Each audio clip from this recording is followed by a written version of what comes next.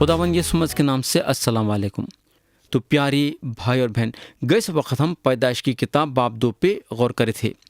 आज हम पैदाइश की किताब बाब 3 पे गौर करेंगे और देखेंगे कि खुदा का कलाम यहाँ हमको क्या बताता है। प्यारे भाई और बहन, सांप यानी कि शैतान हवा को आजमाइश में उस वक्त गिराया जब उन्हें हवा के दिलो दिमाग में खुदा के कलाम पे शक पैदा कराया। आदम और हवा जो चाहते थे उनको मिल गया। उनको ये बात की पहचान हो गई कि अच्छा क्या है और बुरा क्या है। आदम और हवा ये चीज़ हासिल करे मगर गलत तरीक़े से, और उसका नतीजा ये हुआ कि उनका रिश्ता खुदा से टूट गया। आदम और हवा खुदा से दूर हो गए। अब हम पैदाइश की किताब बाब 3 उठाएंगे। पहली चीज़ जो हम यहाँ देखते हैं वो है सांप खुदा के कलाम पे शक पैदा कराता है। आयत 1 से 3 में लिखा हुआ है, और सांप कुल दश्ती जानवरों से जिनको खुदावंद खुदा ने बनाया था चालाक था, और उसने औरत से कहा, क्या वाकई खुदा ने कहा है कि बाग के किसी दरख्त का फल तुम ना खाना? औरत ने सांप से कहा कि बाग के दरख्तों का फल तो हम खाते हैं, पर जो दरख्त बाग के बीच में है उसके फल की बाबत खुदा ने कहा है कि तुम ना तो उसे खाना और ना छूना, वरना मर जाओगे। यहाँ अब सवाल ये पैदा होता है कि आजमाइशें क्यों? अगर हम पिछले बातों पे गौर करेंगे यानी कि बाब 1 और 2 पे देखेंगे तो हमको मालूम होगा कि आदमी नादान बनाया गया मगर आदमी राजबाज नहीं बनाया गया है। अब सवाल ये पैदा होता है कि राजबाजी क्या चीज़ है? राजबाजी वो आदमी है यानी कि राजबाज वो आदमी है जो आजमाइशों का मुकाबला करता और आजमाइश में नहीं गिरता है। हम एक चीज़ ज़रूर याद रखना कि आजमाइश हमको ईमान में मजबूत भी कर सकता है और हम आजमाइश के ज़रिए से गिर भी जा सकते हैं, यानी कि या ये होगा या फिर वो होगा। दोस्त, हमारी मिजाज और हमारी तबीयत अच्छी होने के लिए हमको आजमाइशों का सामना करना ज़रूरी है। आदमी को जब खुदा बनाया तो उसके कंधे पे एक जिम्मेदारी भी थी। आदमी बनाया गया जिम्मेदार रहने के लिए। आदमी की जिम्मेदारी है खुदा की बड़ाई करना, खुदा के बातों पे अमल करना, खुदा की खिदमत गुजारी करना और अपने आप को पूरी तरह से खुदा के हवाले करना। आदमी अपने आप को नहीं खल्क करा, अपने आप को नहीं बनाया। खुदा आदमी को खल्क करा और उसको हुक्म दिया कि तुम वो झाड़ का फल नहीं खाना जो नेक व बद की पहचान रखता है। जब खुदा आदमी को ये हुक्म दिया तो खुदा के ये हुक्म पे अमल करना उसकी एक बहुत बड़ी जिम्मेदारी थी। बोलने का मतलब ये है कि आदमी जिम्मेदार बनाया गया है। अच्छा ये होगा अगर हम पहली आयत पे देखेंगे तो हमारी मुलाकात सांप के साथ कराई गई है।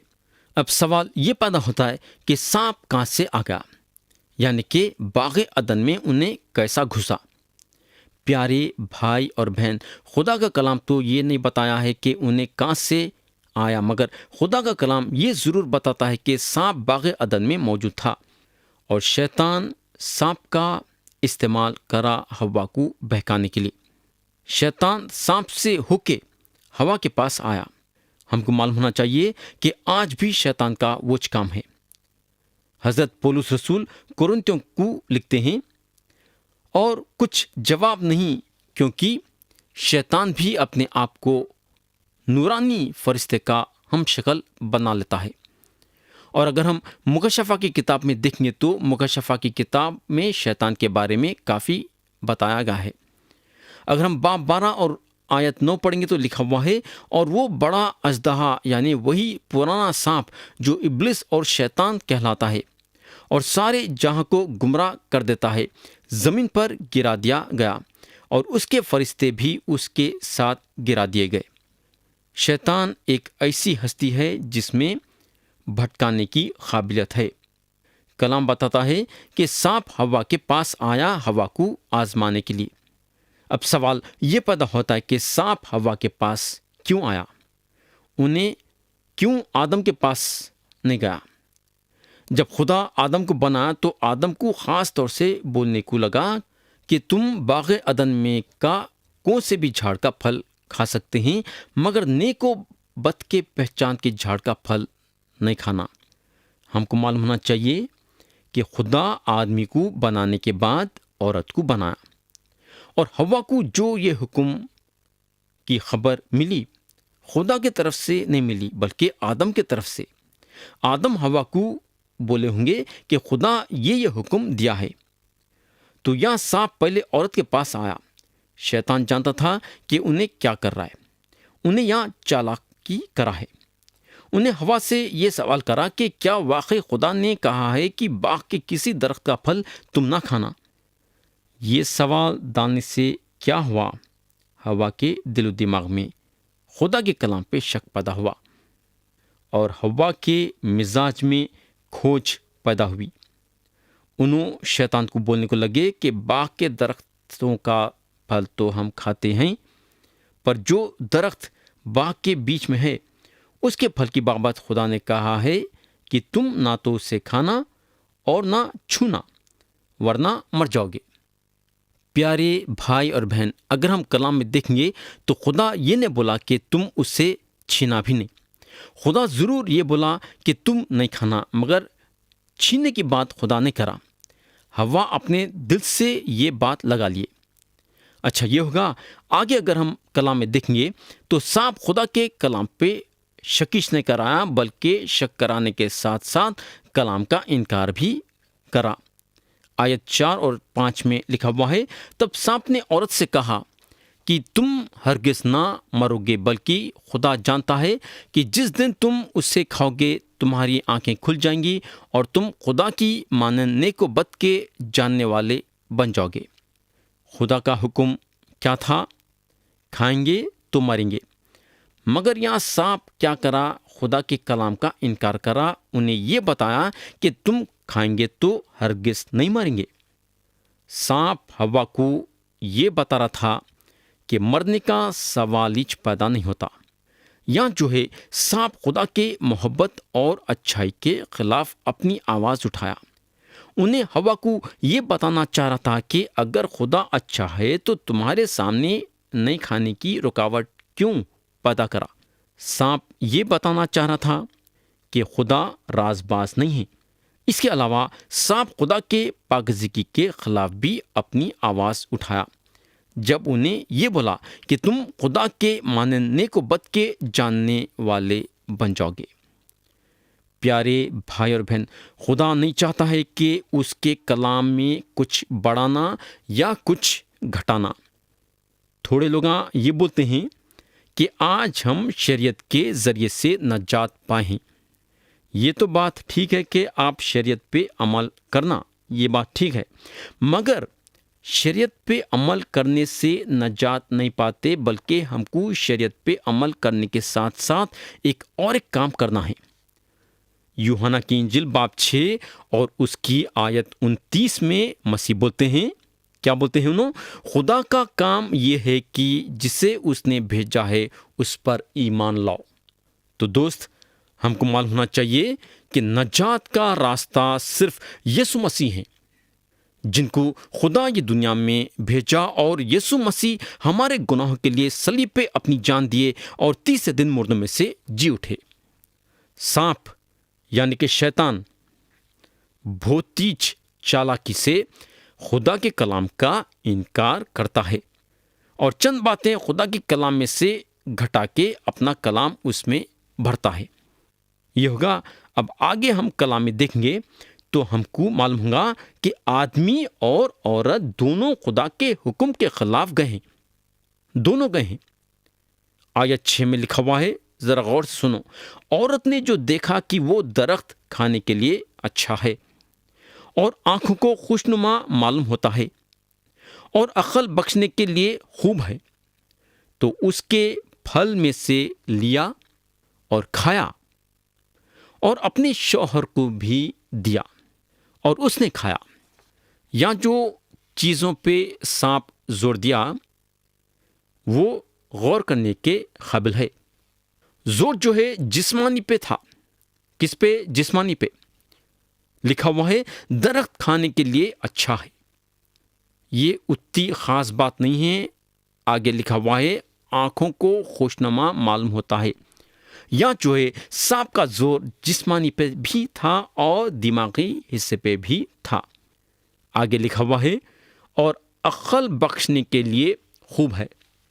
یہاں جو ہے سانپ روحانی حصے پہ زور دیا ہے۔ آدمی کے 3 حصوں پہ زور ڈالا، جسمانی، دماغی اور روحانی۔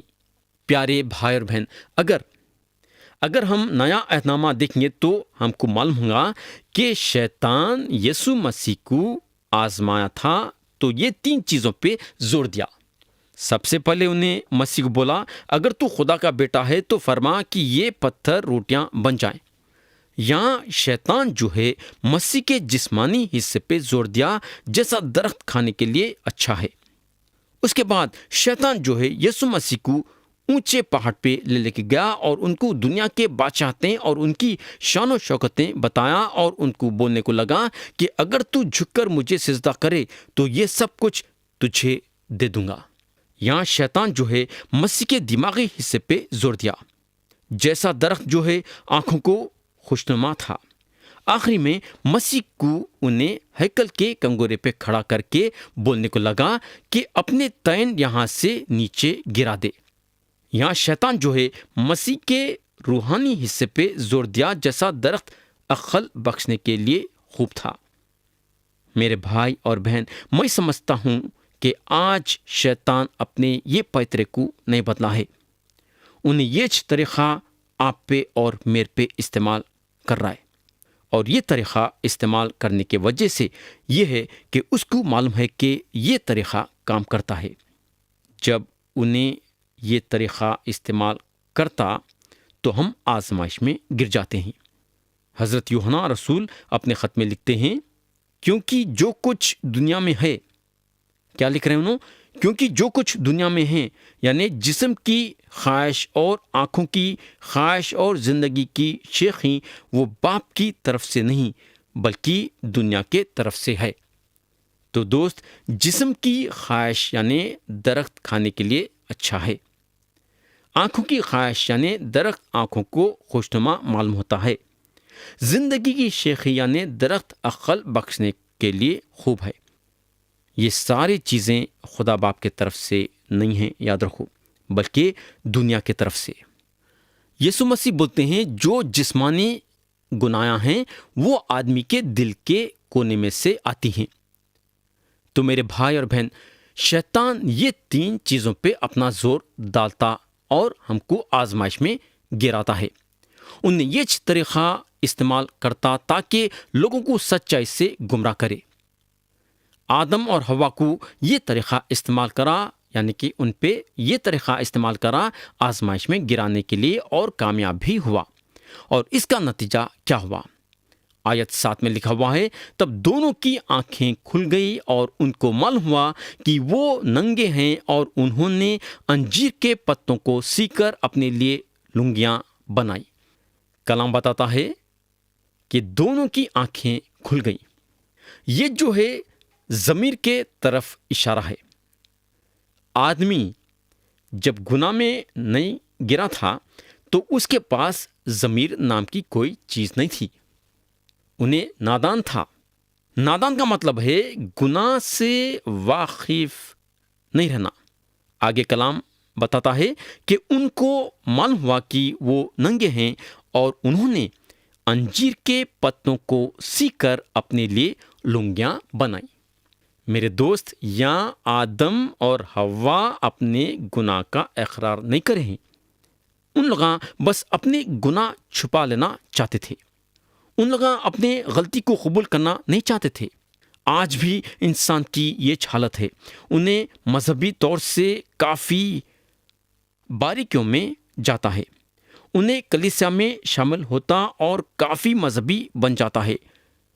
کیا آپ کبھی یہ خیال کرے کیا کہ یسوع مسیح انجیر کے جھاڑ کو لعنت کیوں بھیجے؟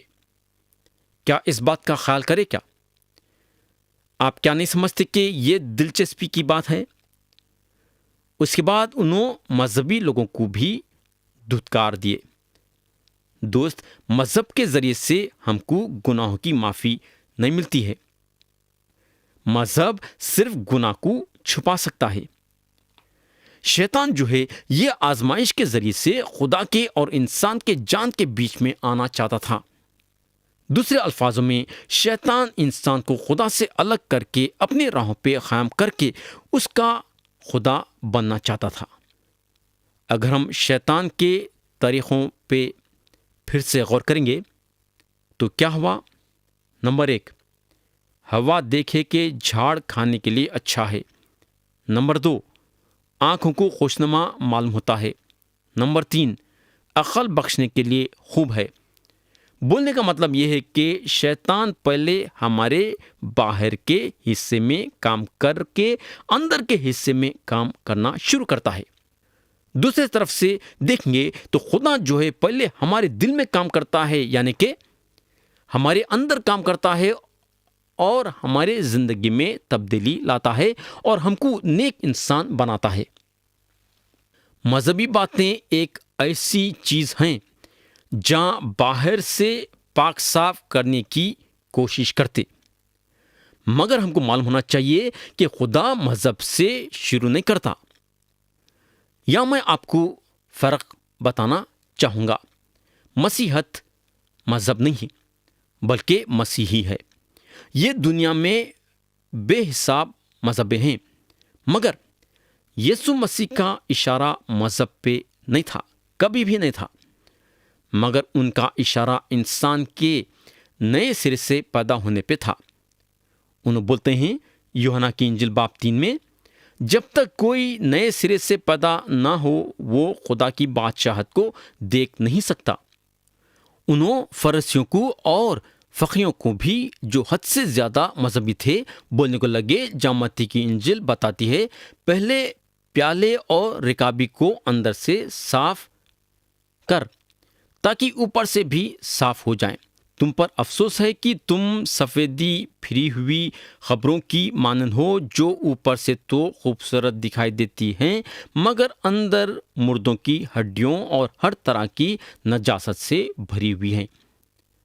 تو پیارے بھائی اور بہن، آدم اور حوا بجائے اپنے گناہ خدا کے سامنے اقرار کرنے کا، انجیر کے پتوں کو سیکھ کے گناہ کو ڈھپ لیے۔ آج بھی اگر ہم غور کریں گے تو ہم کو کچھ بھی فرق نہیں دکھائی دے گا۔ لوگ کلیسیا میں شامل ہو رہے ہیں اور مذہبی طور طریقوں پہ زور دے رہے ہیں اور نیک اور اچھے کام کر رہے ہیں، مگر ہم کو معلوم ہونا چاہیے کہ خدا ہمارے اندر سے صفائی چاہتا ہے، اور یہ اس وقت ہو سکتا ہے جب ہم ہمارے گناہ خدا کے سامنے اقرار کر کے اس سے معافی مانگیں گے۔ تو پیارے بھائی اور بہن، یہ پکی بات ہے کہ آدم اور حوا خدا کے نظروں میں گناہ کرے، مگر خدا ان کو چھوڑا نہیں، بلکہ ان کے پاس آیا ان سے ملنے کے لیے۔ آیت 8 اور 9 میں لکھا ہوا ہے، اور انہوں نے خدا کی آواز جو ٹھنڈے وقت باغ میں پھرتا تھا سنی، اور آدم اور اس کی بیوی نے آپ کو خدا کے حضور سے باغ کے درختوں میں چھپایا۔ تب خدا نے آدم کو پکارا اور اس سے کہا کہ تو کہاں ہے؟ دوست، یاد رکھو کہ مذہب آپ کو خدا سے جدا کرے گا، اور اگر ہم دیکھیں گے تو آدم یعنی کہ گناہ کر کے گمراہ ہو گئے۔ آدم گمراہ ہو گئے، اور یا خدا ان کو ڈھونڈ لیتے ہوئے باغ میں آیا۔ یا اگر ہم دیکھیں گے تو آدم خدا کو ڈھونڈ رہے نہیں تھے، بلکہ خدا آدم کو ڈھونڈ رہا تھا۔ آیت 10 سے 12 میں لکھا ہوا ہے، اس نے کہا، میں نے باغ میں تیری آواز سنی اور میں ڈرا، کیونکہ میں ننگا تھا اور میں نے اپنے آپ کو چھپایا۔ اس نے کہا، تجھے کس نے بتایا کہ تو ننگا ہے؟ کیا تو نے اس درخت کا پھل کھایا جس کی بابت میں نے تجھ کو حکم دیا تھا کہ اسے نہ کھانا؟ آدم نے کہا کہ جس عورت کو تو نے میرے ساتھ کیا ہے اس نے مجھے اس درخت کا پھل دیا اور میں نے کھایا۔ یہاں اگر ہم غور کریں گے میرے دوست تو ہم کو معلوم ہوگا کہ آدم کے طرف سے اپنا گناہ کا اقرار نہیں ہے۔ آدم یہاں چاہتے تو اپنے گناہ کا اقرار خدا کے سامنے کر سکتے تھے۔ خدا ان کو پورا موقع دے رہا تھا گناہ کا اقرار کرنے کے لیے، مگر انہوں یہ کام نہیں کرے، بلکہ خدا کچھ خسروار ٹھہرائے۔ دوست یاد رکھو کہ خدا کے سامنے اپنے گناہ کا اقرار کرنے کے لیے نہیں بھولنا۔ خدا جانتا کہ ہم انسان ہیں اور ہم بار بار گناہ کرتے، مگر خدا یہ بھی چاہتا ہے کہ ہم دوسروں پہ الزام نہیں ڈالنا، نہ کسی کو قصوروار ٹھہرانا، بلکہ بنا شکے اس کے سامنے گناہ کا اقرار کر کے اس سے معافی مانگنا۔ اچھا، اب ہم آیت 13 پہ جائیں گے۔ لکھا ہوا ہے، تب خداوند خدا نے عورت سے کہا کہ تو نے یہ کیا کیا؟ عورت نے کہا کہ سانپ نے مجھ کو بہکایا تو میں نے کھایا۔ میرے بھائی اور بہن، یہاں بھی اگر ہم غور کریں گے تو ہم کو معلوم ہوگا کہ ہوا بھی وہ کام کرے جو آدم کرے تھے۔ آدم اور ہوا نافرمانی کرے۔ خدا جو ان لوگوں کو حکم کرا تھا پھل نہیں کھانے کے لیے، وہ حکم کی یہ دونوں پرواہ نہیں کرے۔ جو ان لوگاں اچھا سمجھے، جو ان لوگوں کے دل میں بات آئی، وہ اچھا کام کرے۔ ہم کو معلوم ہونا چاہیے کہ خدا کے سارے حکم ہم کو نقصان پہنچانے کے لیے نہیں ہیں، بلکہ ہمارے فائدے کے لیے ہیں اور ہمارے زندگی کے بہتری کے لیے ہیں، مگر ہم زیادہ تر یہ بات کو سمجھنا نہیں چاہتے ہیں۔ جب خدا آدم کو پکارا، آدم ہوا پہ الزام ڈالے، اور جب ہوا سے سوال کرا تو ہوا سانپ پہ الزام لگائے۔ میں سمجھتا ہوں ہمارے لیے یہ ایک بہت آسان بات ہے دوسروں کو قصوروار ٹھہرانا اور ان پہ الزام لگانا۔ جب ہم کچھ غلطی کرتے، ہمارا پہلا قدم یہ ہوتا ہے کہ دوسروں پہ الزام ڈالنا۔ پیارے بھائی اور بہن، آج ہم اپنے اپنے دلوں کو جانچنا ہے۔ کیا ہم خدا کے سامنے اپنے گناہوں کا اقرار کر رہے ہیں یا پھر دوسروں پہ الزام ڈال رہے ہیں؟ کیا آپ آج اور اب اور اسی وقت اپنے گناہوں کو چھپانے کے بجائے یا دوسروں پہ الزام لگانے کے بجائے خدا کے سامنے اپنے گناہوں کا اقرار کرنا چاہیں گے کیا؟ اور خدا سے معافی مانگنا چاہیں گے کیا؟ مرضی آپ کی ہے اور فیصلہ آپ کا ہے۔ تو پیارے بھائی اور بہن، پہلی بات ہم یہ دیکھیں کہ شیطان خدا کے کلام پہ شک کروایا۔ دوسری بات یہ دیکھیں کہ شیطان خدا کے کلام کا انکار کرا۔ تیسری بات ہم یہ دیکھیں کہ آدم اور ہوا نیک و بد کے پہچان کے جھاڑ کا پھل کھا کے خدا کی نافرمانی کرے۔ چوتھی بات ہم یہ دیکھیں کہ خدا آدم اور ہوا کے پاس آیا ان کے گناہ کا حساب لینے کے لیے۔ اور پانچویں اور آخری بات ہم یہ دیکھیں کہ آدم اور ہوا کے گناہ کے وجہ سے ان کا رشتہ خدا سے ٹوٹ گیا۔ جو آدم اور ہوا خدا کے ساتھ اٹھتے بیٹھتے تھے، وہ آدم اور ہوا اپنے آپ کو خدا سے چھپانے لگے۔ خدا ہم سب کو آج کے کلام کے ذریعے سے برکت دے۔ یسوع مسیح کے نام سے آمین۔